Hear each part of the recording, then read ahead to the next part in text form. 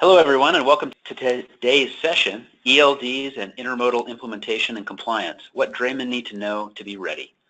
I'm Hal Pollard, the Director of Education here at IANA. For today, I am pleased to introduce our all-star panel. We're really lucky to have Fred Fakema, Vice President of Compliance at Zonar Systems, joining us, as well as Joe DiLorenzo, the Director of the Office of Enforcement and Compliance at the Federal Motor Carrier Safety Administration. Really can't thank you guys enough for participating and sharing your wealth of knowledge with our members. A bit about our structure today and kind of what to expect. We're going to run through a quick introduction to the topic. Then we are going to jump right in, talk a little bit about are you subject to the ELD regulations, what the phases of the rollout are, and how to get ready. And then we're going to wrap that up with a Q&A session at the end, as I mentioned. And without any further ado, I will kick it over to Fred to kind of lay some groundwork for us. Fred? All right, thanks, Hal. Well, he asked me to give a little bit of my background before we get started. So prior to joining Zonar 7 years ago, I was with the Washington State Patrol and actually had the opportunity to be the commander of the Commercial Vehicle Division for a number of years. But I retired in 2010 and have been with Zonar ever since. So with that enforcement background and the work on the vendor side, kind of bring a unique perspective to what we're doing with the ELD mandate. And excited to be with Joe on this presentation and walk through this. And we really want to talk about the impacts that it has for the non-traditional drivers such as yourselves. We know there's a lot of questions, especially from owner-operators. How does this impact your single operation or your few vehicle operation? And hopefully we can shine a little bit of light on that, answer a number of your questions, and kind of go from there. So let's get the party started, and I'll kick it over to Joe. Thanks, Fred, and thanks everybody for having me. It's really a great opportunity for me to be here and chat with everybody and talk our way through this ELD rule as things are moving forward. So as Fred said, we're going to kind of walk through this process of how to handle the upcoming changes relating to ELDs and how we can kind of go forward in terms of compliance. So I'm just going to, oh, here we go. Now we got slides moving again. I think we covered the agenda, so I'm going to go ahead and get right into it. And I'm just going to spend a few minutes on talking about who is subject and how to know if you as a driver, as a motor carrier, are subject to the electronic logging devices, the ELD rule. And whenever I have this discussion, I like to break it down. I'll talk about the technical regulatory pieces of this in a minute. But I always like to start out with a very practical approach, which is, for starters, with some exceptions that I'll talk about, if you're a logbook driver today, then you're required to have an ELD. Generally speaking, that's the first rule of thumb to follow. But then once you say, okay, I am a logbook driver, you said there's some other exceptions, then we're going to talk a little bit about what some of those other exceptions are. So if for some reason you don't need to have to fill out a logbook today, for instance, you are subject to, as it says on the slide, the 100 air mile radius rule for existing logbooks. So if you're a 100 air mile radius driver, you meet all the requirements of that part of the regulation. That's an hours of service exemption. That exemption then also translates into not requiring to have an ELD. That's true for any hours of service exemption that may be out there, but I think that's the one that's probably most pertinent to all of you on this call today. But then there's a couple of additional exemptions that we have put in there relating to ELDs. And one of those is what we call the 8 and 30. And to explain the 8 and 30, again, kind of a practical approach, the 30-day period works just like your 7 or 8 day period does with your logbook. It's a rolling 30-day period. So if you don't have to fill out a log more than 8 days in any 30-day period, then you can stay on paper and you're not required to have an ELD. Easiest example, based on the discussion we just had about 100 air mile radius drivers, is maybe you break the 100 air mile radius every certain amount of time and you're required to fill out a logbook.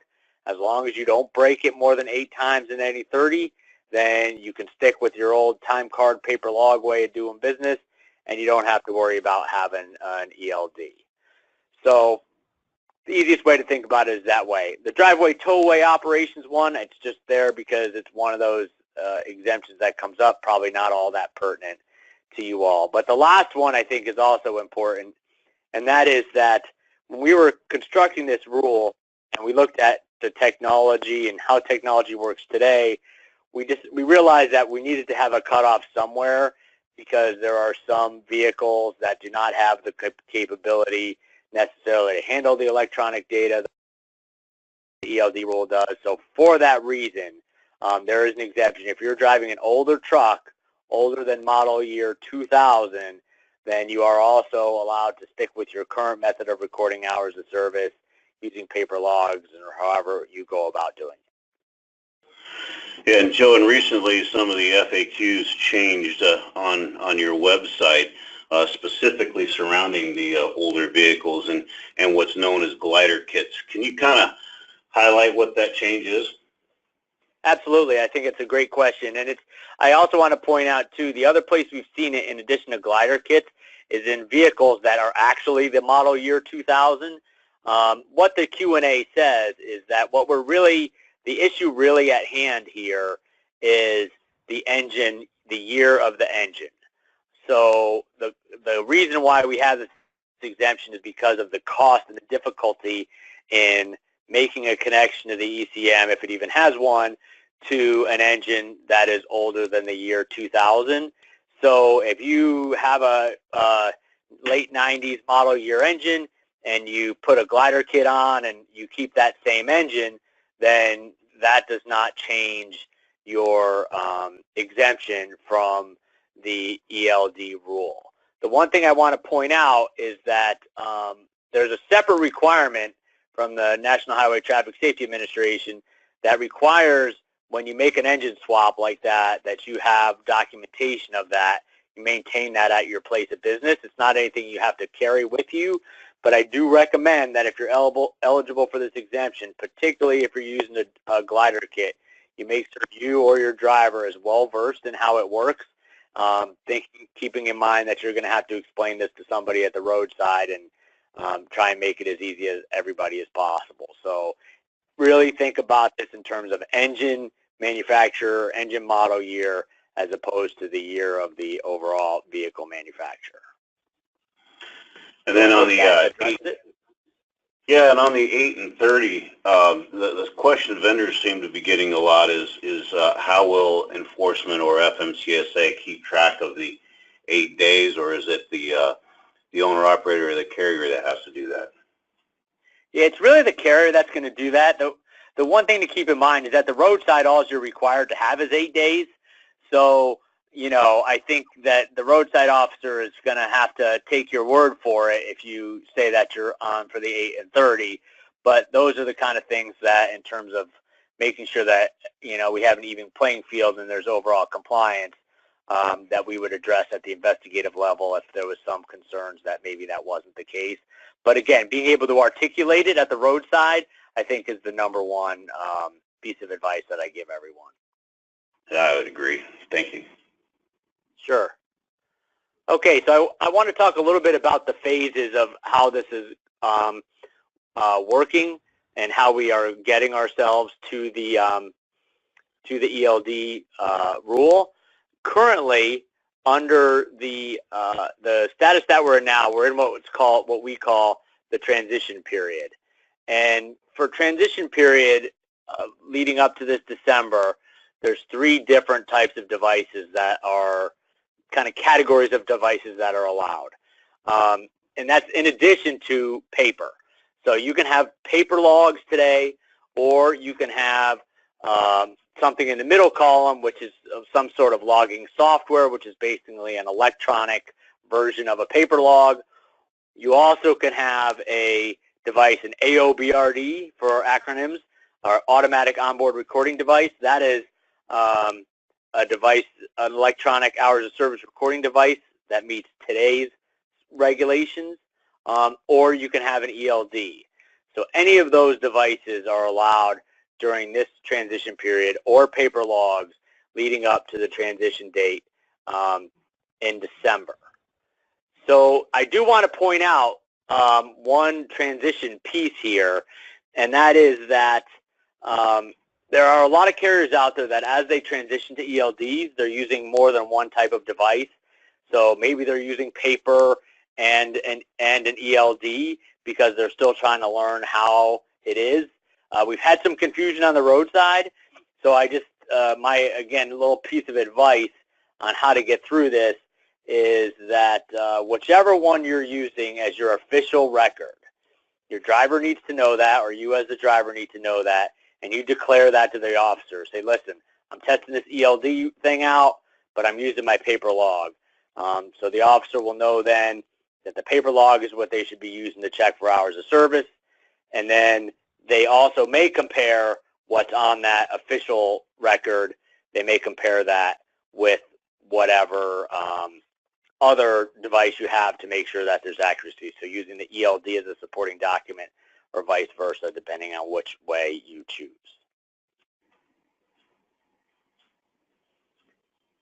So what that does for us now is kind of moving ahead to kind of where we are with the next phase of implementation. And starting in December, December 18th of 2017, for the next 2 years, the one piece of this that then goes away is the paper logs and the devices that have some kind of electronic recording or method of recording hours of service. So that means that starting in December, if you're subject to the rule, you are then required to have either one of two things. You either can buy a device that is manufactured in accordance with today's specifications for these types of devices, the AOBRD spec, or you then can move forward and you can purchase an ELD off of the registration list, which I'll talk about coming up here shortly. So moving on to that topic and talk about how do you find out, which device is okay and how does this process work. So I think that it's easiest to say, the first place you need to go is to our website, because on our website are listed all of the devices that are currently registered with FMCSA. The way the process works is the manufacturer is self-certifying the device. So just like with any other type of thing the government deals with, be it safety of vehicle parts or whatever, the government doesn't test those things. The manufacturer, does the testing in accordance with the specifications, self-certifies, in this case to FMCSA, and says this device meets the spec, and then they end up on the registration list. So you can go to that site. This is the same, advice that I always give people for anything like this, but make sure you do your due diligence. We have on our website a checklist for drivers and a checklist for motor carriers.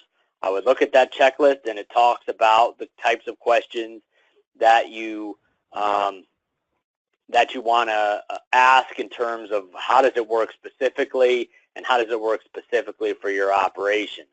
For example, is it going to be hardware required, or is it going to be a BYOD, a bring your own device, use your cell phone or tablet or pad? What type of electronic data transfer options do you want as a motor carrier? And you can ask all of those questions. So on that same website, there's a checklist for the drivers, for the motor carriers. I would definitely take a look at that as you're going through the process of looking for an ELD.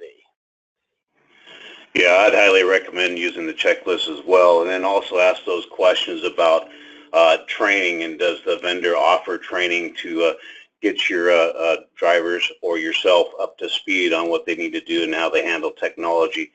Anytime you introduce technology, there's always going to be a road bump, so you want to be prepared for that and work with the vendor to work through those issues.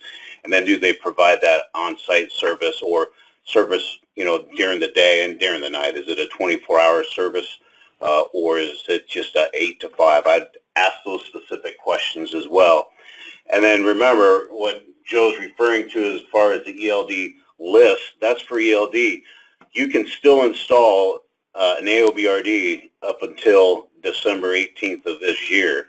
So you can utilize an AOBRD until 2019 after that 2018 or 2017 date in December. So you can still consider an AOBRD if you want to go that route, which is less restrictive than an ELD. Could you guys talk a little bit about the differences between the AOBRDs and ELDs? Yeah, what I always highlight really is that the data transfer mechanism. As Joe indicated, you have to do the local or telematics transfer piece, and that's that flat file that goes from the ELD to enforcement, which goes to their software for them to review the logs. So there's that mechanism that takes place at the roadside. With an AOBRD, it's the way that it is today, where it's just an email that or a fax that gets sent to the enforcement person that's requesting it. There's not as stringent requirements for the technical specifications that there is on an AOBRD as there is for an ELD. ELD also requires diagnostics and data malfunctions and those sort of things that are required too.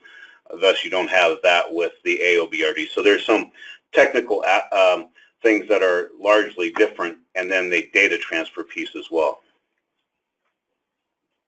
I think those are great points. The only thing I would add to that in terms of, we were talking about the questions that you would ask, and if you're buying an ELD, there's a question I like to recommend people ask if they're going to go with an AOBRD, and that is, ask the manufacturer, what are your plans come December of 2019? Because you're buying this device, you only can use it for 2 years. There are some manufacturers that will say, after that it's done. There were some that will say, we're planning on being able to upgrade it. So in terms of your operation, how you want to spend your money and what types of features you're looking for, I think that's another question to add. I also think it's important to note, since we're on the topic of, questions to ask and what's an ELD and what's an AOBRD, remember in those discussions is that the ELD requirements are really very basic. It really comes down to recording hours of service. There are a lot of other features that are available, but you need to decide as a company, one, what do I need to be compliant? And then what else do I need? So the ELD, that's why I think the checklist and some of the questions that Fred brought up are all good questions to ask as you go forward with this process, especially if you're a completely new technology user. So I just threw up a quick slide of the what the site looks like. It actually looks a lot nicer than that. I was telling Fred earlier, we redid it last night. So you can go on there and you can do some searching and find your device. So I just wanted to take a little bit about what we're expecting from the driver and what the driver needs to do. And those things are kind of listed out here on the slide. It's important that the driver have a copy of the user's manual. If there's any trouble at the roadside, it can be referenced to it, and the officer can help figure out what's going on. Having a data transfer instruction sheet.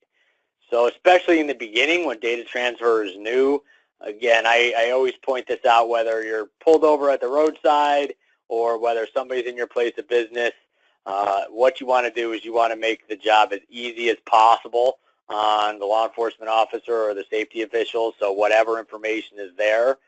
Understanding what the malfunctions are, having that sheet with you.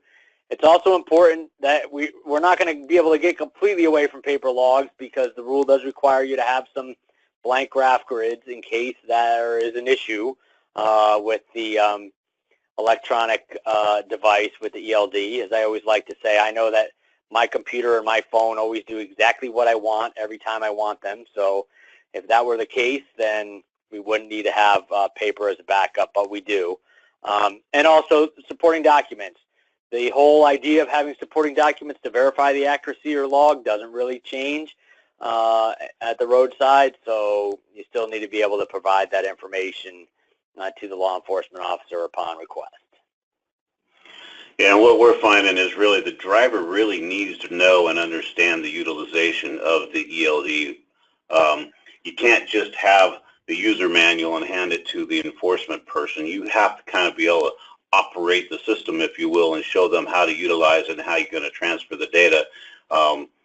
It will make it that much easier at roadside if you really train your drivers well on how to utilize the system. No question. I don't think we could underscore that anymore. My number one piece of advice for carriers is plan and plan ahead for all the eventualities. And for drivers, yes, absolutely. Understand your device. Again, make it as easy as possible for the law enforcement officer, and get you in and out, and off you go.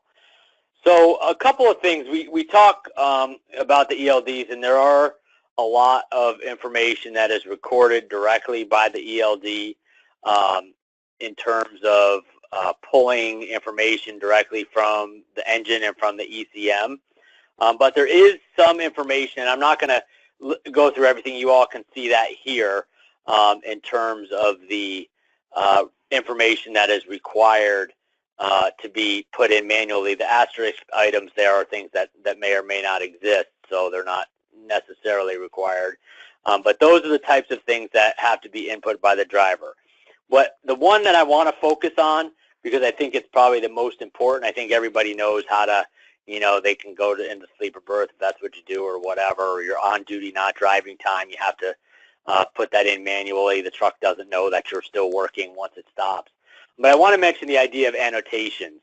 I get this question all the time and say, hey, this X, Y, or Z happened to me, and it kind of messed up my hours of service for that day, or there was something that looked strange there, or whatever. And the ELD has basically the same feature that when you would scratch a note on your paper log explaining, something that happened. The annotation feature also is there for you to be able to do that explanation. Again, make it as easy as possible. If somebody's reviewing that log 6 months later or 5 months later, make it as easy as possible for them to understand exactly what happened there. Maybe there had to be an edit because one of these things that's on this list, the on-duty not driving time or something, was messed up. If there's an edit that's made, it comes to the driver. The driver has to approve the edit, so the driver always has the last say in their logs and what their time is. But also, the annotation feature is there for you to use in order to be able to explain any of those circumstances that come up that would be out of the ordinary and perhaps raise a red flag during an inspection or during a review of your hours of service. Yeah, and I'd add, as you're deciding what ELD vendor you're going to select, really get a hands-on so you can understand the ease of use, because there needs to be interaction with the device by the driver. So you want that ease of use to be fore and frontmost as you're working through these manual inputs. Yeah, excellent point. Excellent point. So another one of the questions that we get a lot is, I am working for multiple employers, or how do I, transition from no ELD to an ELD when I'm required to have my previous 7 days? So this is kind of one of those things. I get this question so many times, I just want to mention for a minute here. And I think it's important to know that one of the things the ELD rule does not require is interoperability. So two different devices don't necessarily have to be able to accept each other's information. So if you're in a situation where you are operating with more than one motor carrier, or you're in that transition phase, or whatever the case happens to be, the most important thing is that you have your previous 7 days of hours of service with you at that particular point in time. How you do it, there's any number of ways. You can do manual entry. So yesterday I worked for Fred's company, so I came back to work for Hal's company, and I can get in the truck and I can put in my driver ID, and I can enter in manually my hours of service. It'll ask me for an annotation or an edit, and I'll go ahead and I'll do that, and then everything will be good. Alternatively, during the transition period, you could use paper logs, or you can have, if the ELD device has a display option. You can transfer an electronic, PDF file of your logs or whatever the case happens to be. Most important thing is find a method to make sure that on that day you are compliant, meaning if you need to have an ELD on that day, you do, and you can establish that you had your previous 7 days during that period of time. So I think that all is kind of the key thing during the transition, and if you're working for multiple employers. So moving on, I'm going to talk a little bit about data transfer, just so you all understand how exactly this is going to work. And the way that it works, and when you're doing your shopping for ELDs, the ELD is required to select one of the two options, either telematics option. Telematics option includes email and web services. So an email where the inspector will be able to grab the hour service information or an uplink through the web, or a local option, which is a USB, an encrypted USB, or Bluetooth transfer. So I think that it's just important to know that I've seen different things. A lot of vendors are offering all of them, but you need to figure out if you have a preference, which of the two options you prefer, telematics or local device. And again, those are the kind of questions that you have to ask. What law enforcement is required to do is each of the law enforcement agencies are required to be able to receive the information through one from each. So one telematics option and one local option. So that way they'll always be able to receive that information from through the electronic data transfer. And again, back to my whole analogy of, I know all of our technology always works exactly the way we want it every time. I think it's important to note that the rule does have a backup just in case, and each ELD is required to either have a display option or a printout option for the law enforcement officer to be able to see those hours of service.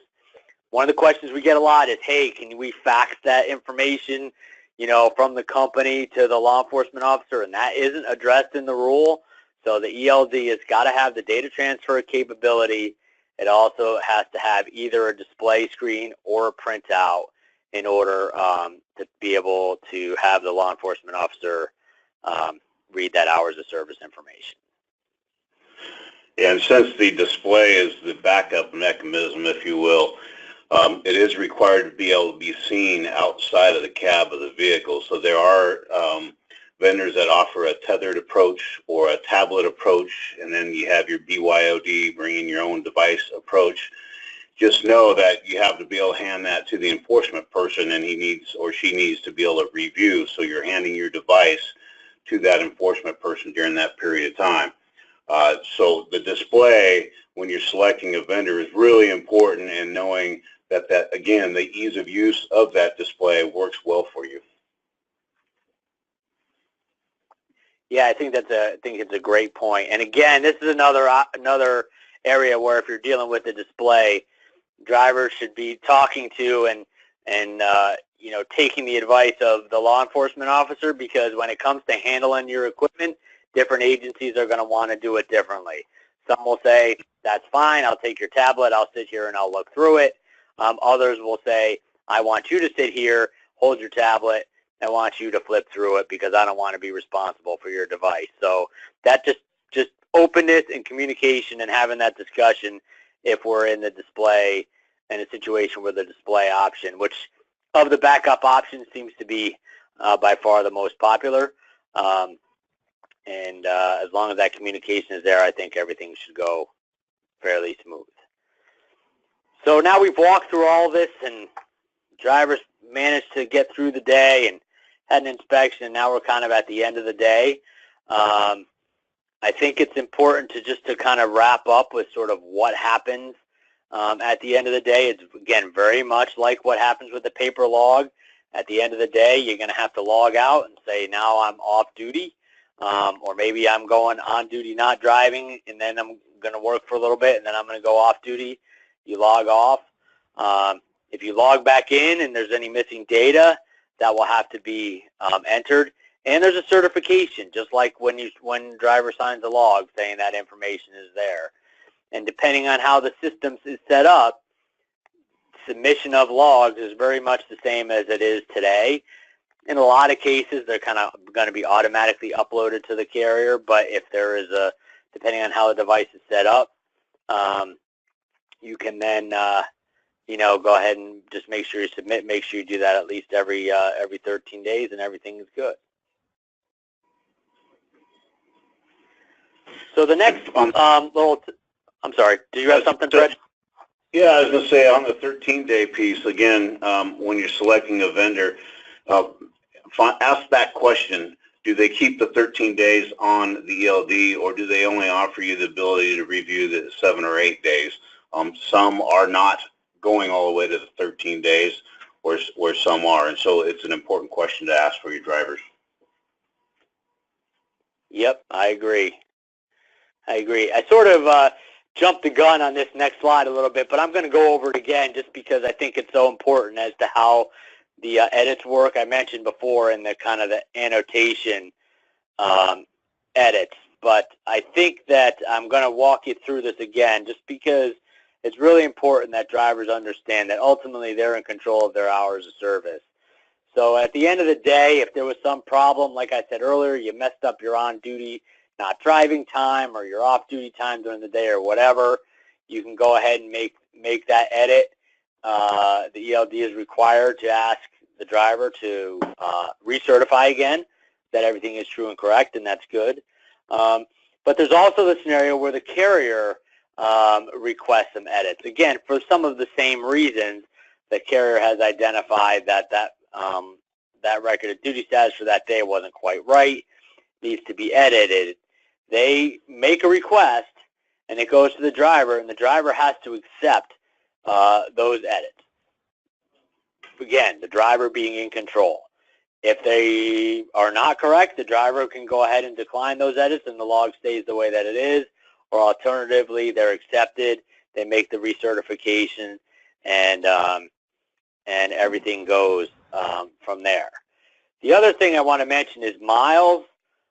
One of the things that the ELD is doing is it's collecting all of the miles that are being driven in that vehicle and making sure that the ELD is going to make sure that those miles are assigned to somebody. Okay, so when the driver logs in, this last bullet probably should say unassigned miles, and there are unassigned miles, it will ask the driver, what to do with those miles. And they can either accept them or decline them. Again, it's up to the driver. They may be their miles that didn't get assigned properly and they can address them, or it may be that that vehicle was moved by maintenance personnel and they didn't log in properly or whatever during the course of the evening before they went back to work the next day, and then they would go ahead and decline those. And then at the company level, you would then have to address your unassigned miles and make sure that they are kind of accounted for in the whole picture of that vehicle's operation. Yeah, pretty important part when you're selecting that vendor is how they handle that unidentified driving and those miles that are out there, and how easy it is to assign to the correct or to somebody else. And then if you're a slip seat operation, can you log into the device and then log out and someone else can log in and their logs automatically populate? Those are those type of questions that you really want to ask, because the mandate, as Joe knows, really gives the ownership to the driver, and so being able to interact with that device and maintain those edits is really important. Absolutely, I agree 100%. So I also, we talked a little bit before about having to have paper if there's a malfunction. There is the possibility that the device is going to go down, cable is going to go bad, whatever the case happens to be.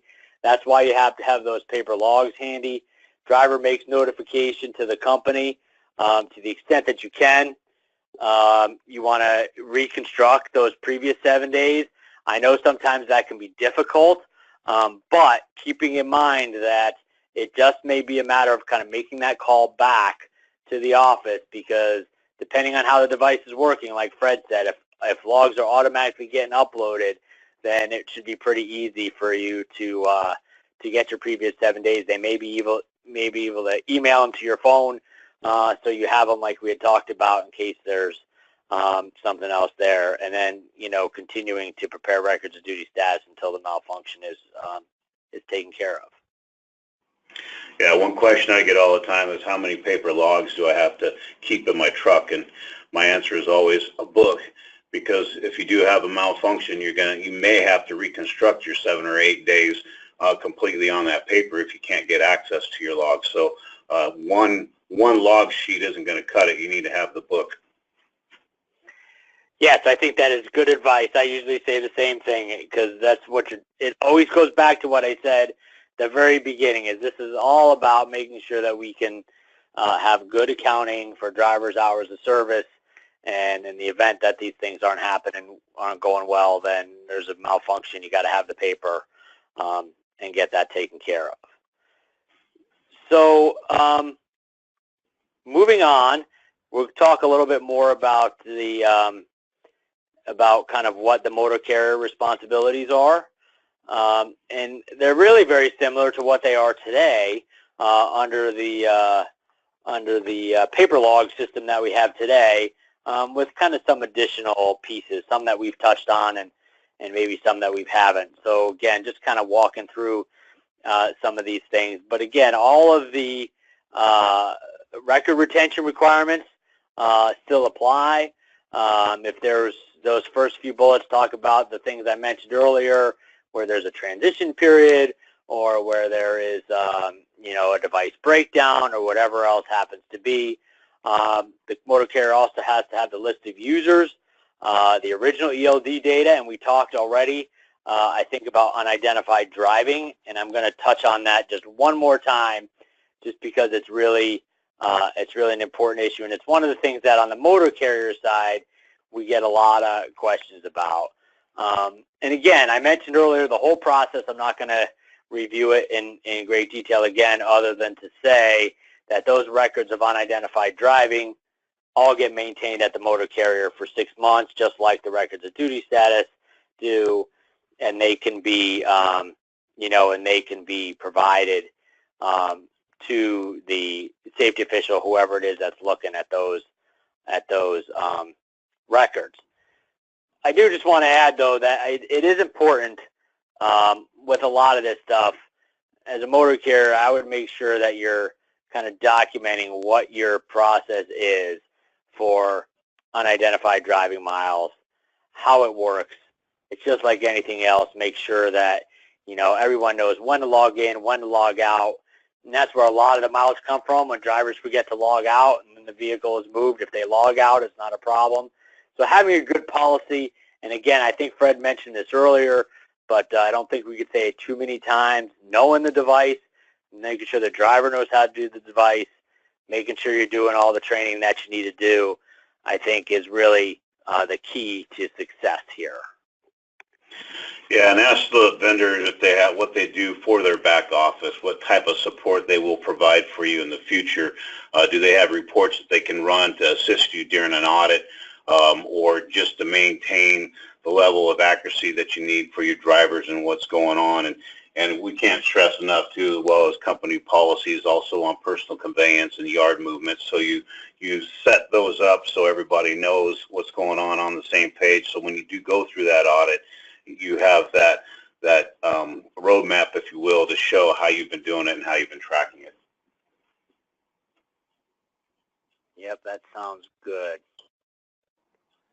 And so just to kind of wrap up, there's one other kind of question that comes up a lot as a fleet, and that is this question we touched on earlier about automatic onboard recording devices. If you're an existing user, I like to kind of just touch on this slide real quick, because we get this question a lot, and it's in the FAQs on the website.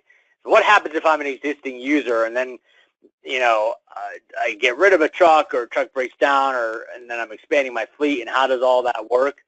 It is very possible that you can have a mixed fleet with the old devices, AOBRDs, and with ELDs.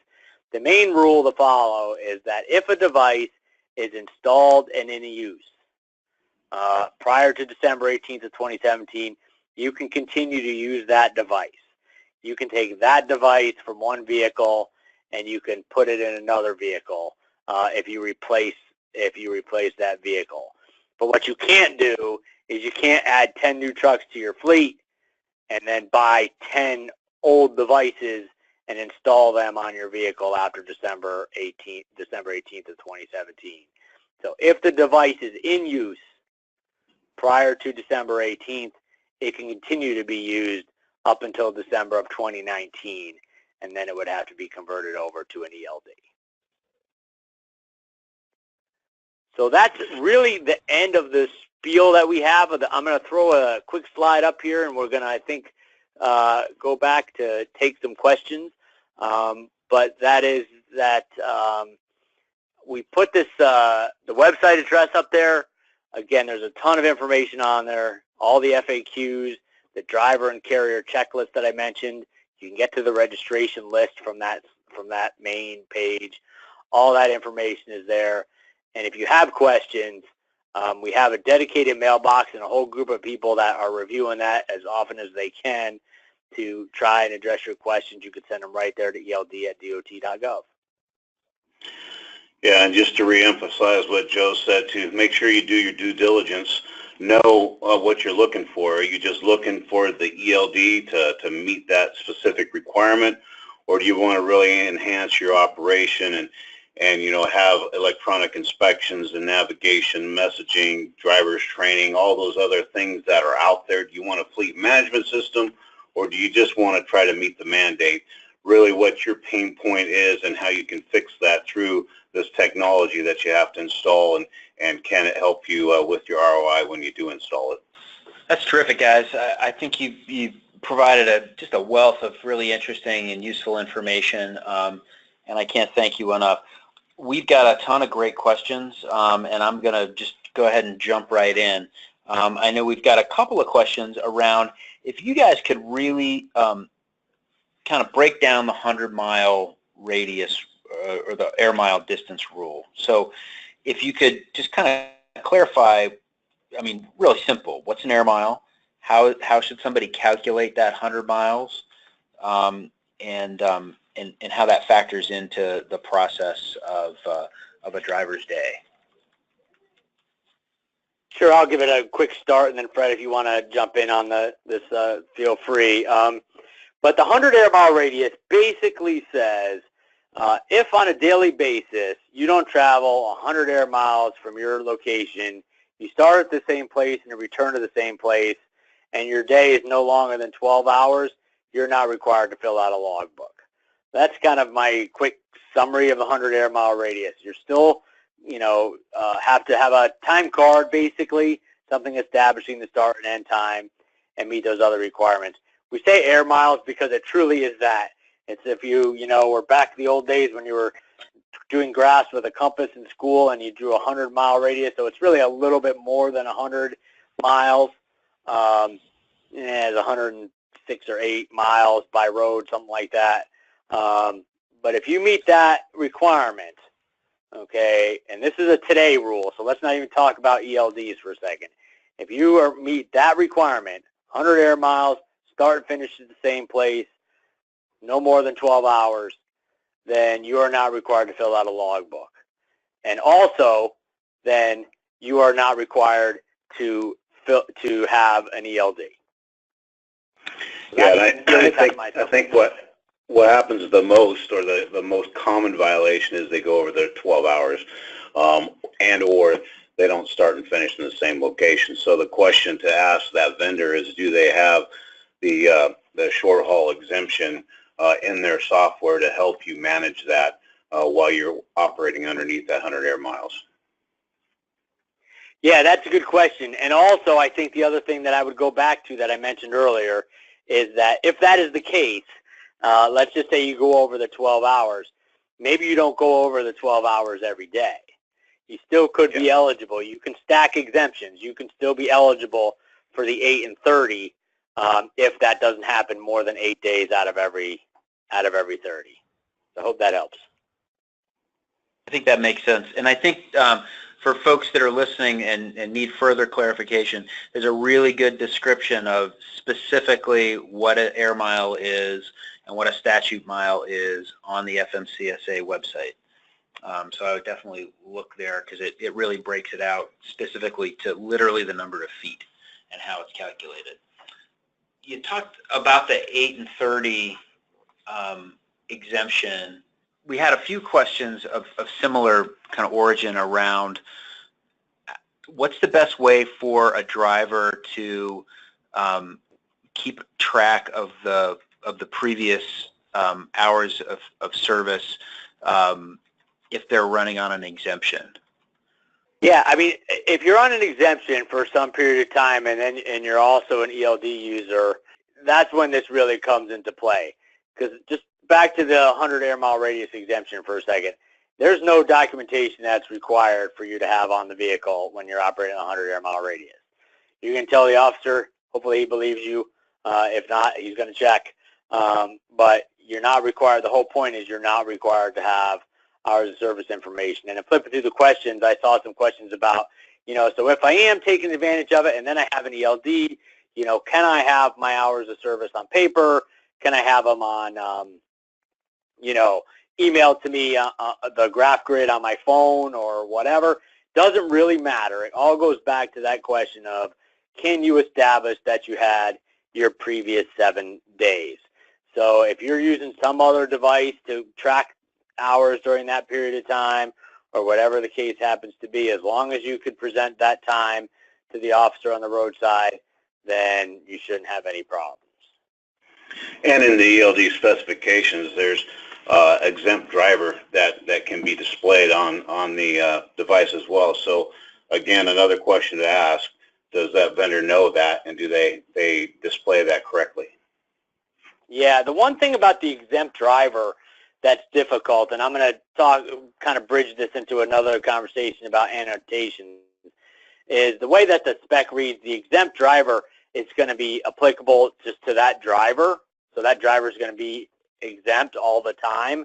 So the question we get is this one that comes up, what if I'm not exempt all the time? This is where annotations come in handy because, you can establish when you log on and there's all those unassigned miles, which we talked about earlier. It's going to be like, hey, there was like 800 unassigned miles, and, do you accept them or not? And you say no, and you annotate operating under X exemption during that period of time, and that will help you to kind of establish what your hours were for that period of time. Yeah, I agree. That makes sense. And riffing on exemptions, would you, if someone is driving with exemptions, would you suggest that the motor carrier provide the drivers with documentation so that they can share that with the law enforcement official if they do happen to be pulled over at roadside? Well, what a motor carrier decides to do in that respect is up to them. The regs do not require it. However, going back to kind of my one piece of advice for drivers is make sure you can articulate, what your status is, especially if you're operating under the exemption. So I think as a company, the folks need to decide what their approach is going to be. Again, I always, like to remind people that particularly on the roadside, it's a difficult situation for everybody.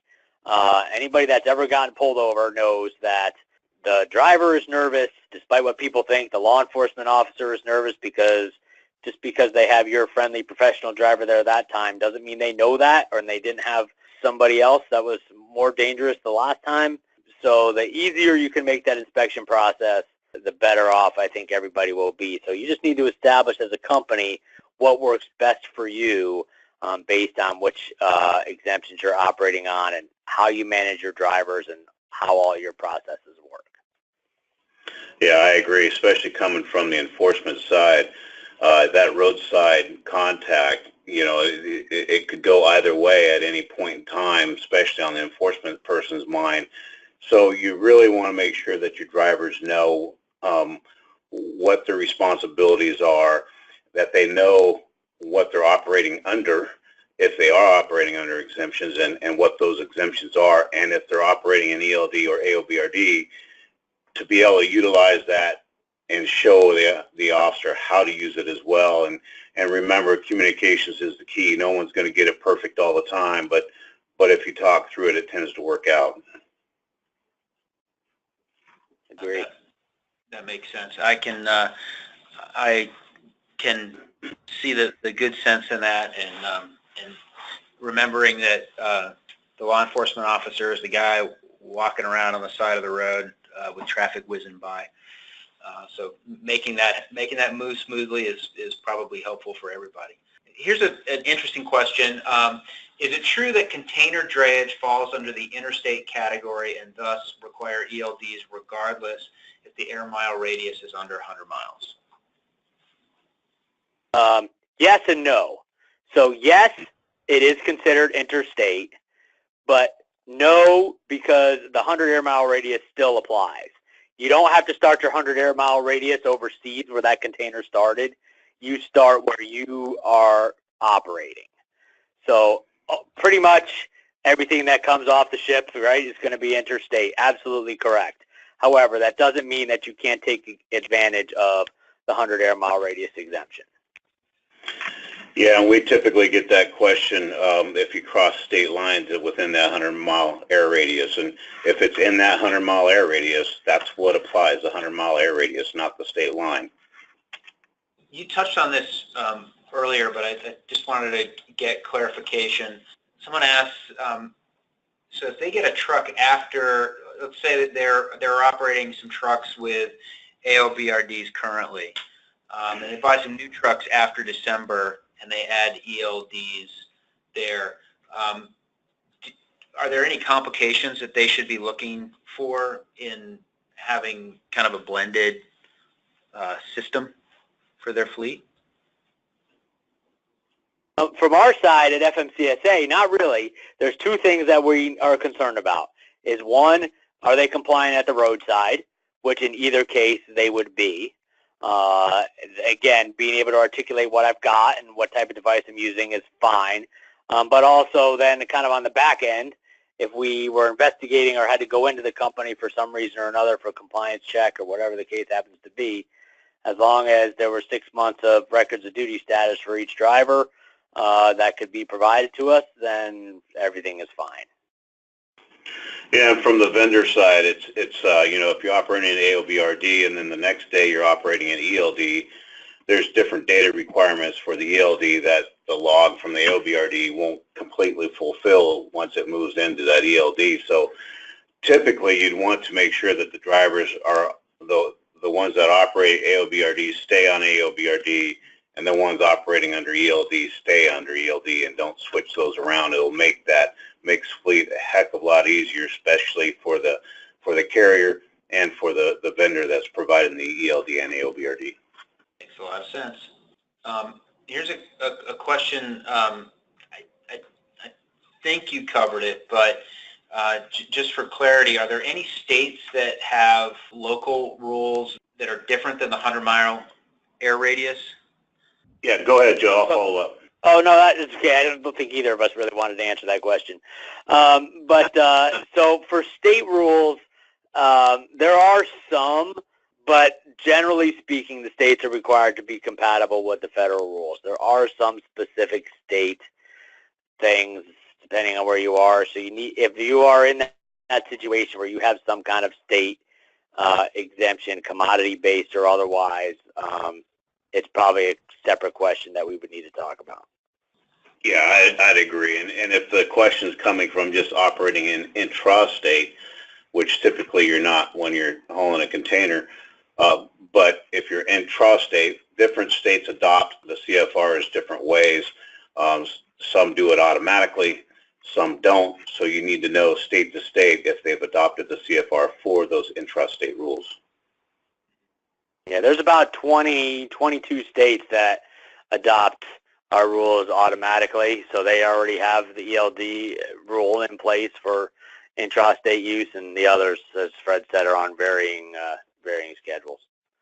Got And I assume that those are delineated on the FMCSA website. People can find those. Yeah, and they need to, if they're, like I said, in the rare case, with this particular group, I don't worry about this question too much because, as we talked about earlier, pretty much everything is interstate, so you're going to fall under the federal rules anyway. But if you're not, and you're not sure, you would need to talk to the state or talk to our folks in that state to help you. Got it. We've got a couple of other questions that are similar, so I'll try to combine them for folks.